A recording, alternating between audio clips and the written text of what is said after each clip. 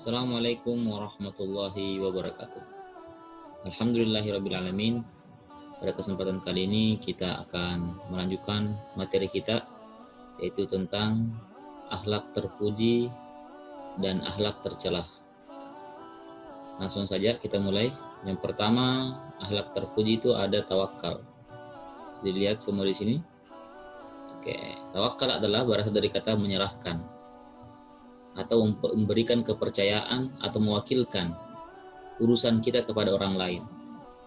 Dalam kaitan ini kita serahkan semua kepada Allah Subhanahu wa taala. Tujuannya supaya mendapat maslahat dan menghilangkan kemudaratan. Biasanya orang yang punya sifat tawakal ini itu cenderung selalu bersyukur. Cenderung bersyukur kepada Allah Subhanahu wa taala jika memperoleh keberhasilan.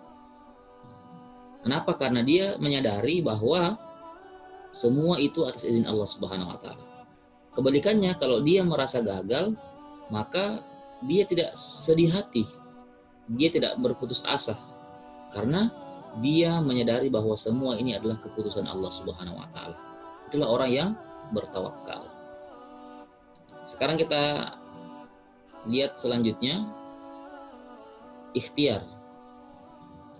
Akhlak terpuji yang berikutnya adalah ikhtiar. Ikhtiar adalah bahasanya itu memilih, artinya memilih antara usaha kita mau atau tidak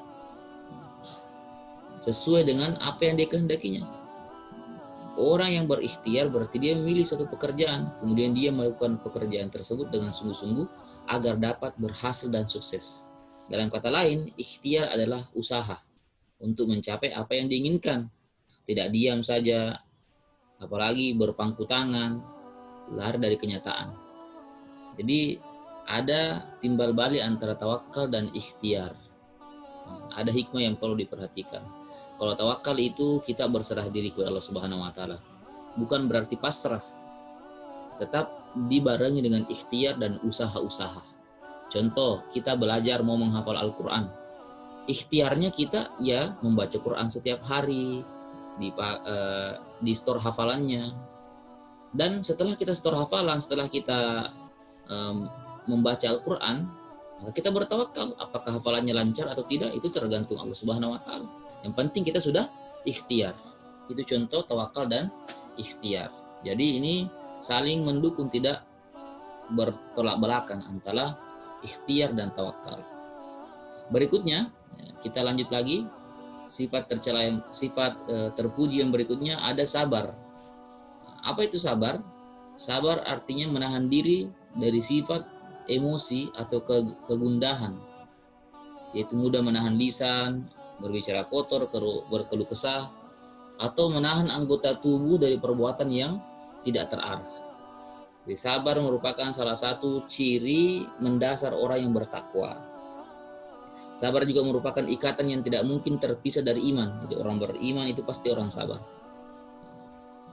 Kemudian perlu jadi diketahui bahwa sabar dan iman ini bagaikan kepala dalam jasad.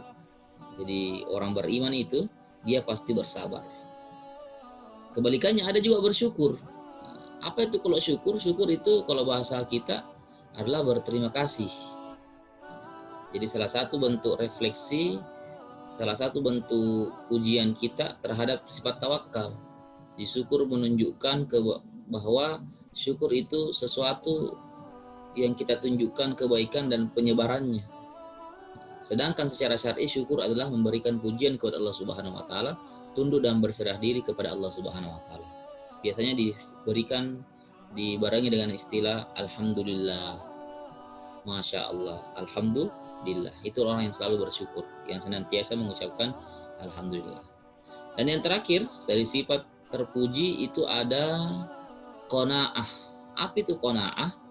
Qanaah adalah menerima keputusan Allah, tidak mengeluh, dan selalu puas dan penuh kerelaan atas keputusan Allah. Walaupun tidak sesuai dengan kehendak kita, ketika terjadi, bahwa yakin dan pasti itu adalah keputusan Allah, dan kita harus puas dan rela bahwa itu adalah keputusan Allah Subhanahu wa taala.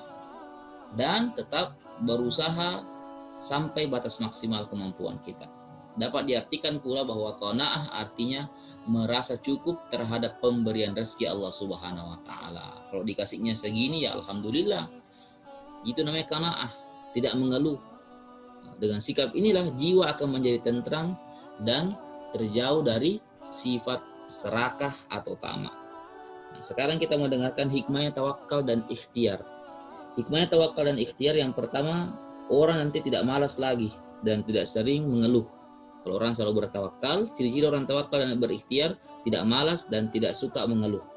Yang kedua, ciri-cirinya orang yang tawakal dan ikhtiar itu selalu ada harapan dalam kehidupannya, dalam setiap usahanya. Ada harapan, kemudian setiap sesuatu dapat menumbuhkan sejuta harapan. Bahkan selalu berusaha semakin hari semakin memberikan yang terbaik.